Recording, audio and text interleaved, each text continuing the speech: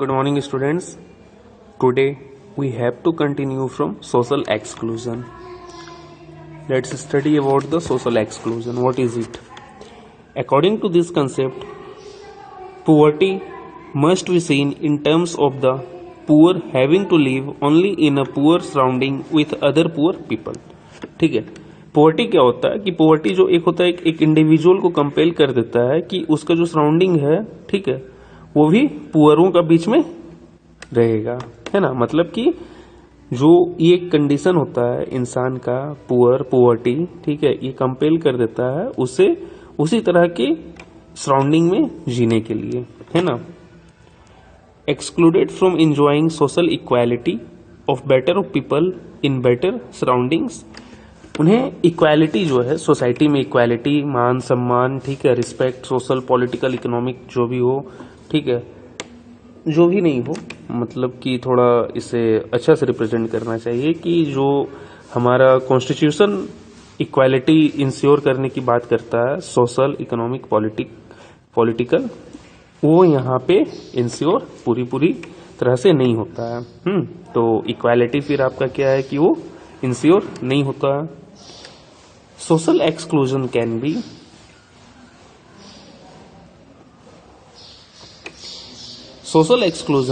Can be both a cause, ठीक है, कारण, as well as consequence of poverty. ठीक है, सोशल एक्सक्लूजन जो है वो खुद कारण भी है, ठीक है, और वो पॉवर्टी का कॉन्सिक्वेंसेस भी है, गरीब होने के बाद का वो रिजल्ट भी है, इन द यूजुअल सेंस, सामान्य तौर पे. ठीक है. Broadly, it is a process through which individuals or groups are excluded from facilities. Broadly, it is a process. क्या ये एक प्रोसेस है सोशल एक्सक्लूजन. इसके थ्रू क्या होता है, थ्रू इंडिविजुअल्स और ग्रुप ऑफ पीपल, है ना. इंडिविजुअल्स एक group of people are excluded, बहिष्कारित, है ना, हटा दिए जाते हैं, मतलब उन्हें हटा दिया जाता है उस सारे फैसिलिटीज वगैरह से जो भी आगे पढ़ रहे हैं. Excluded from facilities, benefits and opportunities that other enjoy. other में को देयर बेटर, उन लोगों से जो बेटर लोग एंजॉय करते हैं, मतलब कि जो कॉमन पीपल एंजॉय करते हैं, जो पॉवर्टी में ट्रैप्ड नहीं है, वो जो एंजॉय करते हैं सोशल, इकोनॉमिक, पॉलिटिकल, ठीक है, उस इक्वालिटी से इन्हें एक्सक्लूड कर दिया जाता है. Then a typical example is the working of caste system. Typical example क्या है, working of caste system in India, in which people belonging to certain class are excluded from equal opportunities. ठीक है, हमारे समाज में आज भी कुछ लोग का अवधारणा क्या है कि अगर कोई एक विशेष जाति से है, एक विशेष कास्ट से है, तो उसे लोग बहिष्कार करते हैं ना, छुआछूत लेके कि टचेबिलिटी हो गया, वो छू दिया तो भाई हम अब गंदे हो गए, इम्प्योर हो गए. अब पता नहीं आप अंतरात्मा से प्योर हैं या नहीं है, लेकिन दूसरा कोई छू दिया तो बड़ा ड्रामा कर रहे हैं, हम इम्प्योर हो गए और प्योर हो गए. तो ये सब अपॉर्चुनिटीज से एक्सक्लूड हो जाते. ठीक है. Now social exclusion this may lead to but can cause more damage than having a very low income. अब क्या कि सोशल एक्सक्लूजन क्या होता है ना, ये क्या होता है कि जो मतलब तुम्हारा डैमेजेस है, ठीक है, क्षति है, वो बहुत पहुंचाता है, खास करके वो निचला तबका का जिनका इनकम बहुत कम है, ठीक है. मैं इस जगह पर अभी कुछ ज्यादा खुलकर, ज्यादा ब्रॉड वे में नहीं बोलूंगा, है ना, क्योंकि क्या पता है शायद किसी का सेंटिमेंट हर्ट हो जाए या कुछ हर्ट हो जाए, क्योंकि पर्सनली अभी मैं तुम लोगों को नहीं जान रहा हूं, ठीक है, इसलिए अभी मैं ज्यादा बड़ा एग्जाम्पल नहीं दूंगा, नहीं तो एग्जाम्पल्स मेरे पास बहुत है. बस समझ जाओ, एक सर्टेन क्लास अगर रीच है तो उसका इज्जत सब करेगा, ठीक है, चाहे वो पिछड़ा वर्ग से क्यों ना हो. ठीक है, अगर उसके पास उसका इकोनॉमिक कंडीशन बढ़िया नहीं है, इनकम बढ़िया नहीं है, तो उसे सब फिर उसी का कास्ट का दुआ ही देगा. वाह भाई, ये हिपोक्रेसी है या नहीं सोसाइटी का. बहुत बड़ा बात बोल दिए समझ सके तो समझ लेना. अब देखो, वल्नरेबिलिटी, वल्नरेबिलिटी क्या है? Vulnerability to poverty is a major, ठीक है, vulnerability to poverty is a major which describes the greater probability of certain communities, say members of backward caste or individual, मतलब कि vulnerability से poverty जो है, ये जो दो वर्ड है, ये क्या है? एक मेजरमेंट स्केल है सोसाइटी का, है ना, मेजरमेंट स्केल है कि हर एक इंडिविजुअल का और हर एक जो सर्टेन कम्युनिटीज से बिलोंग करता है उनका कंडीशन का। तो जो इंडिविजुअल्स का बात यहाँ पर किया हुआ कि कैसा इंडिविजुअल है ना, यहाँ पे जो बात की है हम लोग, है ना, इंडिविजुअल, बैकवर्ड कास्ट तो समझ ही गए, इंडिविजुअल जो यहाँ पे जो इंडिविजुअल की बात कर रहे हैं तो वो कैसा इंडिविजुअल, ये देखो कैसा individual, such is a widow और a physically handicapped person. Widow, सिर्फ विडो का नाम है, कोई कास्ट से नहीं है, सिर्फ वो विडो होनी चाहिए। एंड फिजिकल हैंडीकैप्ड पर्सन, कोई कास्ट से इसका लेन देन नहीं है, कोई कास्ट और रिलीजन से लेन देन नहीं है, ठीक है। ये समझ गए? तो एक बार कंटिन्यूटी के लिए फिर मैं स्टार्टिंग से पढ़ देता हूँ, सेंटेंस समझ में आएगा ठीक से। Vulnerability to poverty is a measure which describe the greater probability of certain communities or individual of becoming or remaining poor in the coming year। आने वाले समय में वो लोग गरीब तबके में शामिल हो जाएंगे, ठीक है। तो vulnerability क्या है? ये एक स्केल है, ये दिखाता है कि किस तरह इंसान पिछड़ता चला जा रहा है ना। Vulnerability is determined by the option available to different communities for finding an alternative living in terms of assets, education, health and job opportunities, ठीक है। Vulnerability क्या है? Vulnerability is determined by, ये determined किसके थ्रू होता है? Determined by option available to different communities for finding an alternative living in term of, ठीक है। ये जो वल्नरेबिलिटी है ये कब डिटरमाइन होगा? जब, ठीक है, डिफरेंट कम्युनिटीज को अल्टरनेट पे आना पड़े, ठीक है, इसके सिवाय मुझे दूसरा समाधान निकालना पड़े, अल्टरनेट चीज को खोजना पड़े। तो वो अल्टरनेट किस किस चीज के लिए खोजना पड़े, है ना, अल्टरनेट लिविंग, है ना, अल्टरनेट चीज किस किस चीज के लिए खोजना पड़े वो देखो।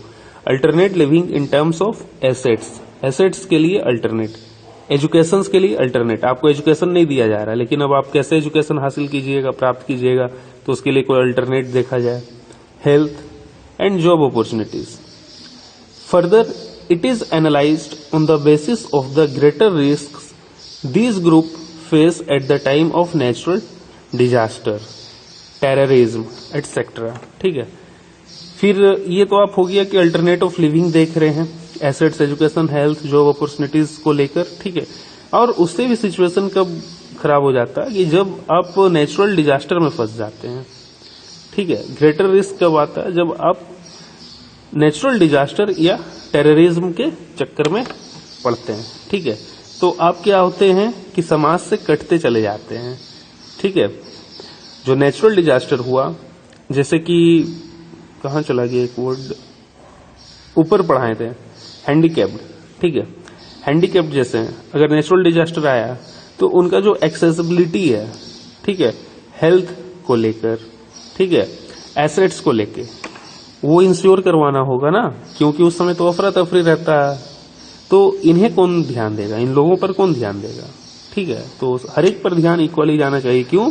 क्योंकि we have to ensure equality, equality ensure करना, ठीक है। जो जिस इक्वालिटी का हम लोग बात कर रहे हैं वो हम लोगों का कॉन्स्टिट्यूशन का प्रीएम्बल पे ही लिखा हुआ है ना, प्रीएम्बल पे ही लिखा हुआ है equality of social, economic and political. तो समाज में इक्वालिटी इंश्योर करवाना ड्यूटी है। नेचुरल डिजास्टर के समय जैसे अर्थक्वेक, सुनामी, अब टेररिज्म हुआ, तो टेररिज्म क्या हुआ? देखो टेररिज्म को समझो, टेररिज्म। टेररिज्म का जो डेफिनेशन होता है वो डेफिनेशन कहा जाता है कि अगर कोई भी व्यक्ति किसी भी पॉलिटिकल विल के अगेंस्ट काम करता हो, है ना, ठीक है, पॉलिटिकल विल के अगेंस्ट काम करता है, ठीक है, कैसा काम, जो घातक हो, ठीक है, जो घातक हो, उसे कहते हैं टेररिज्म, उसे कहते हैं टेररिज्म, है ना, कि जो देश का सॉवरेनिटी के अगेंस्ट हो, ठीक है, इस चीज का अगेंस्ट हो, पॉलिटिकल स्टेबिलिटी के अगेंस्ट हो, ठीक है, इस तरह की चीज अगेंस्ट हो, तो उसे कहते हैं टेररिज्म, ठीक है। तो अब टेररिज्म में क्या होता है कि इन वल्नरेबल लोग पे ज्यादा फोकस करना पड़ता है। क्यों? क्योंकि ये तो एक ऑलरेडी समाज के जो मेन स्ट्रीमिंग है, मुख्य धारा है, जो समाज का मेन स्ट्रीमिंग है, वहां से तो वो कट गए हैं। अब उन्हें अल्टरनेट चाहिए जॉब अपॉर्चुनिटी के लिए, तो इजी वे में टेररिज्म, ठीक है। अब होता क्या है, देखो थोड़ा सा मैं यहाँ पे डील कर दूं क्योंकि ये बहुत बड़ा समस्या है। मेरे समझ में जितना वो मैं बात बढ़िया से तुम लोगों को समझाने का कोशिश करता हूं। अब होता क्या कि टेररिज्म में अब इन्वॉल्वमेंट होगा कैसे।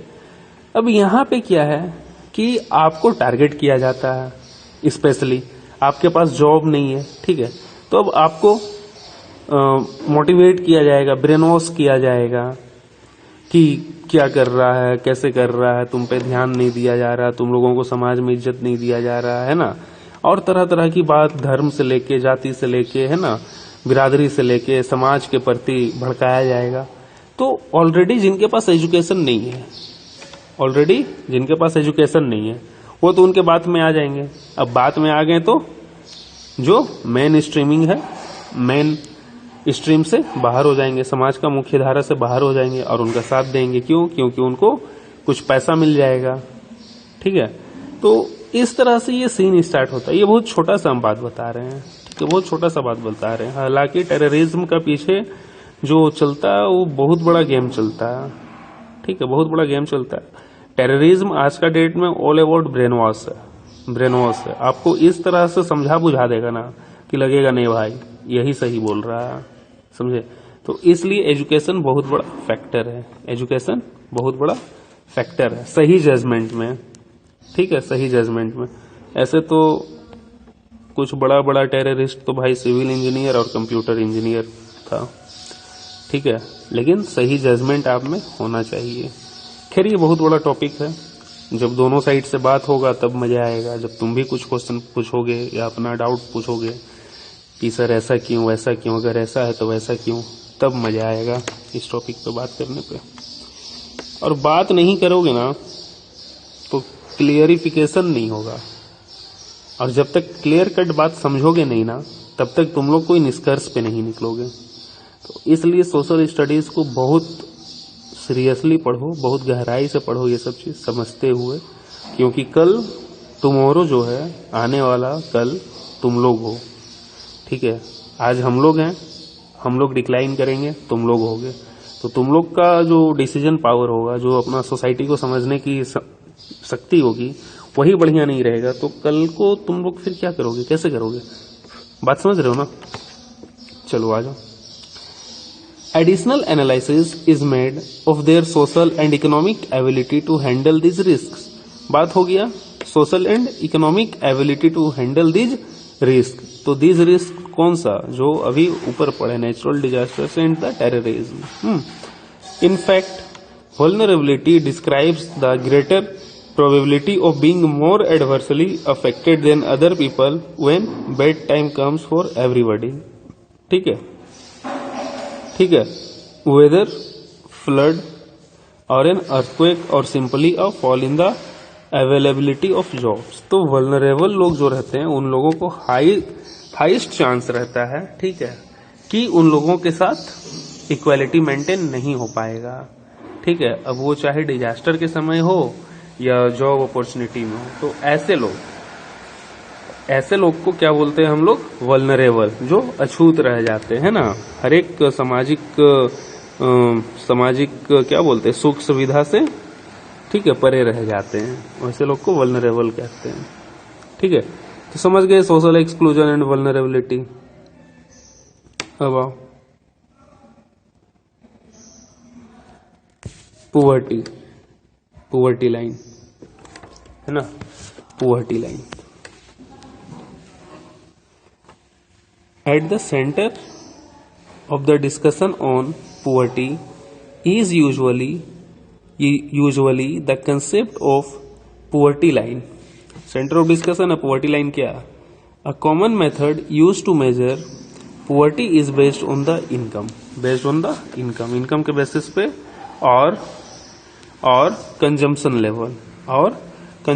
level है ना।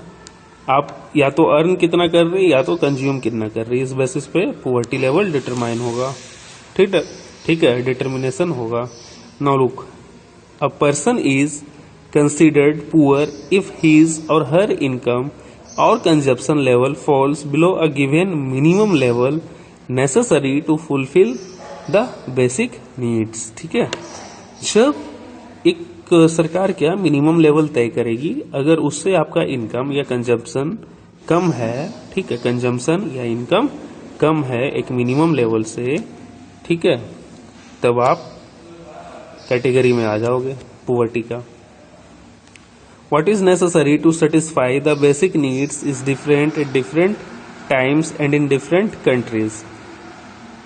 जिस मिनिमम लेवल को बेसिक नीड्स पे प्रिपेयर किया जाएगा, ठीक है, बेसिक नीड्स पे प्रिपेयर किया जाएगा, वो बेसिक नीड का डेफिनेशन डिफरेंट कंट्रीज में डिफरेंट होगा, डिफरेंट टाइम्स में डिफरेंट होगा। मतलब समय के साथ और कंट्री टू कंट्री ये बदलता जाएगा, है ना, समय के साथ एंड कंट्री टू कंट्री ये बदलता जाएगा।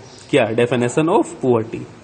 ऐसे भी फर्स्ट ही लेक्चर में मैं बोला था कि जो पुअर्टी का डेफिनेशन वो हर एक कंट्री के लिए अलग है ना। पुअर्टी का जो डेफिनेशन है वो हर एक कंट्री के लिए अलग है। अब देखो, therefore poverty line may vary with time and place. Each country uses an imaginary line that is considered appropriate for its existing level of development and its accepted minimum social norms. क्या है कि हर एक country का एक अपना imaginary line है, ठीक है, जिसे कि अप्रोप्रिएट समझा जाता है डेवलपमेंट के लिए, ठीक है, और वो इस चीज को एक्सेप्ट करते हैं मिनिमम सोशल नॉर्म्स पे।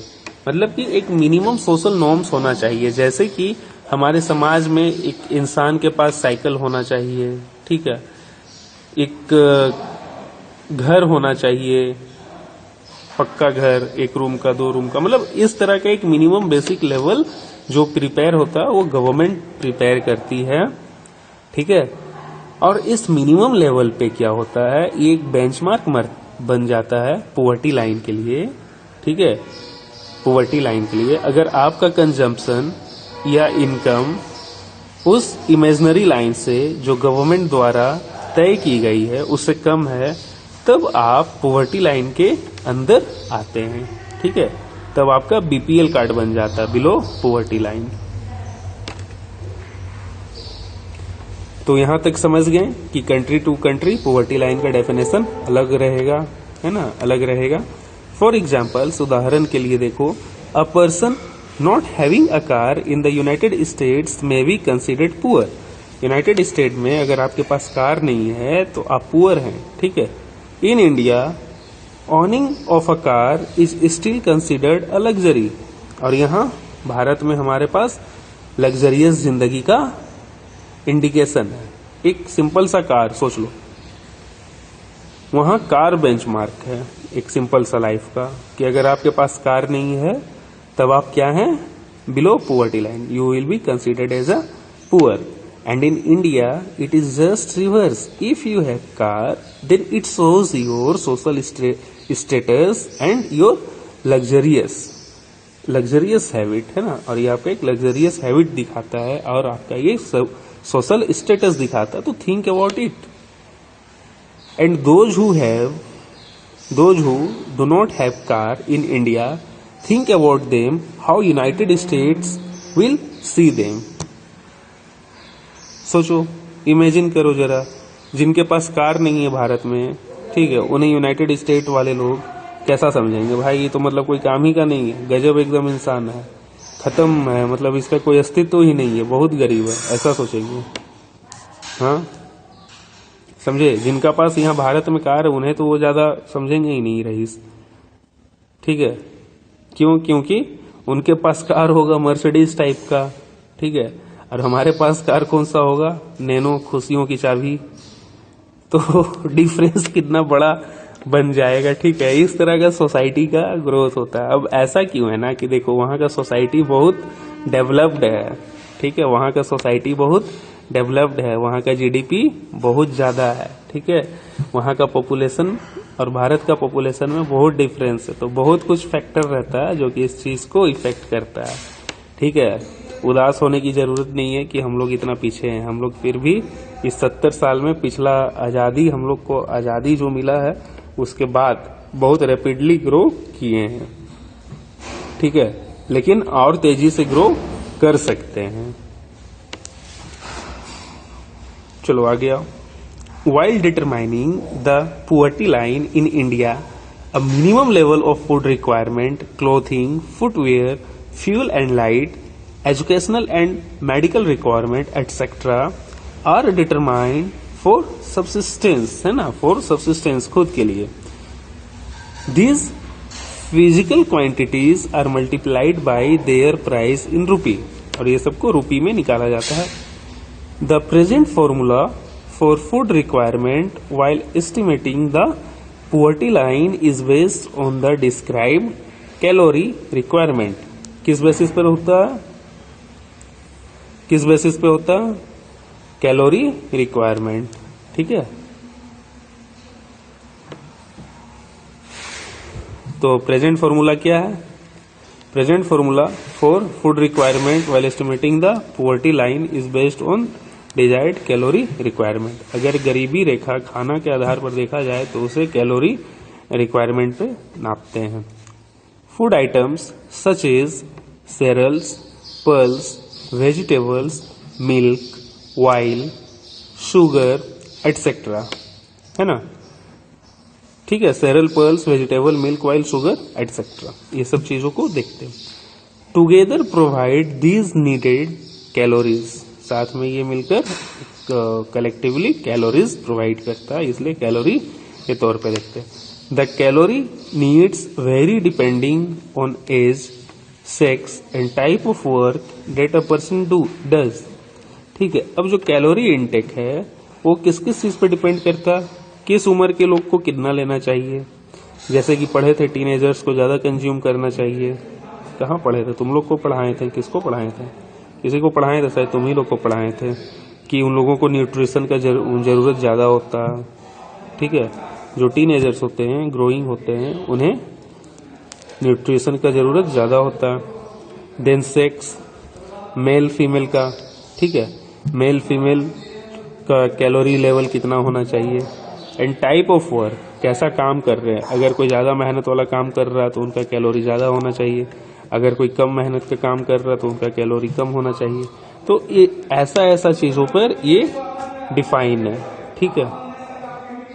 Type of work that a person does, ठीक है।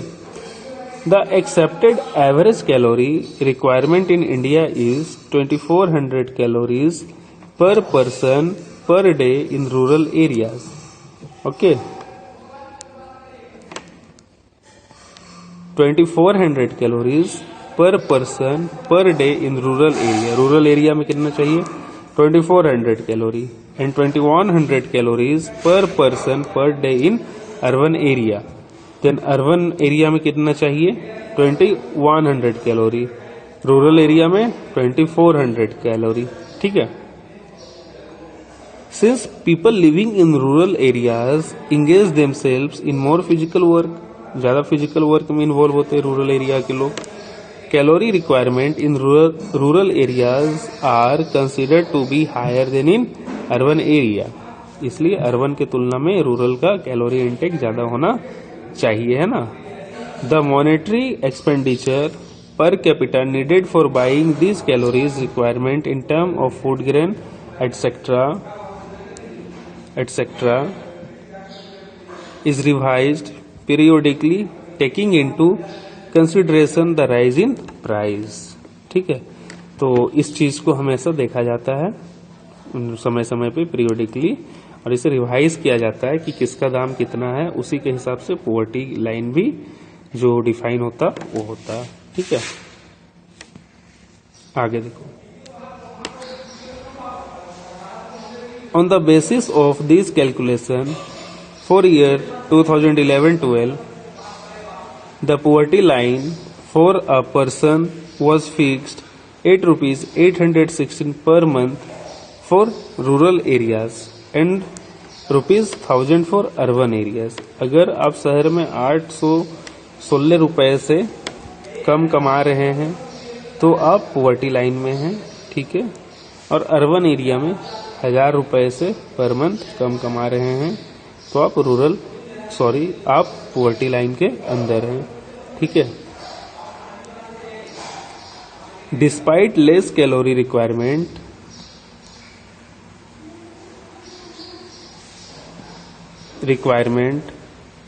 despite less calorie requirement, higher amount for urban areas have been fixed because of high price of many essential products in urban centers. ठीक है, in this way in year 2011-12, a family of 5 members living in rural areas and earning less than about 4080 per month will be below the poverty line. ठीक है, तो इसी तरह 2011-12 में family basis पे एक फैमिली जो 5 मेंबर का हो वो 4080 रुपए से कम कमा रहा हो। ठीक है, तो that will be below poverty line.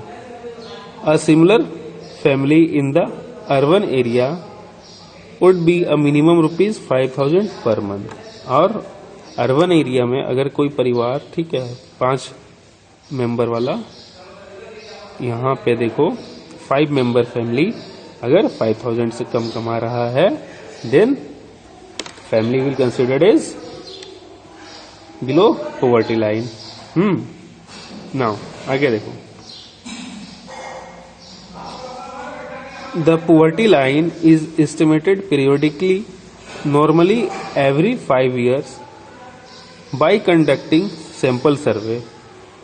ठीक है, जो पोवर्टी लाइन है वो पीरियोडिकली चेक किया जाता है। किस तरह? सैंपल सर्वे करके। These surveys are carried out by national sample survey organisation, NSSO। ये याद रखना, बहुत इंपॉर्टेंट ऑर्गेनाइजेशन है NSSO। नेशनल सैंपल सर्वे जो है वो सर्वे करता है और पोवर्टी लाइन डिटरमाइन करता है। ठीक है, चलो आगे आओ। However, for making comparison between developing countries, many international organizations like the World Bank use a uniform standard for poverty line. ठीक है, तो पूरे अब क्या है कि अभी तक अपना देश का बात कर रहे थे डोमेस्टिक, अब थोड़ा नेशनल लेवल पे और ग्लोबल लेवल पे। ग्लोबल लेवल पे जो है पोवर्टी लाइन डिटरमाइन करने के लिए वर्ल्ड बैंक जो है वो अपना एक बेंचमार्क दिया हुआ, minimum availability of the equivalent of 1.90 dollar पर पर्सन पर डे। ठीक है, वर्ल्ड बैंक कितना तय किया? पर पर्सन पर डे 1.90 डॉलर। ठीक है, मतलब पूरे वर्ल्ड में जितने लोग हैं वो लोग वर्ल्ड बैंक के अनुसार अगर 1 रुपी बोल रहे हैं, डॉलर है ना, रुपी नहीं, 1.90 डॉलर से अगर कम कमाता है तो they will be considered as a poor according to world bank. ठीक है, वर्ल्ड बैंक के अनुसार। चलो, तो आज इतना समझ गए हम लोग। अब नेक्स्ट लेक्चर में पोवर्टी एस्टिमेट्स करेंगे। ठीक है, okay bye, take care, make notes and do revision.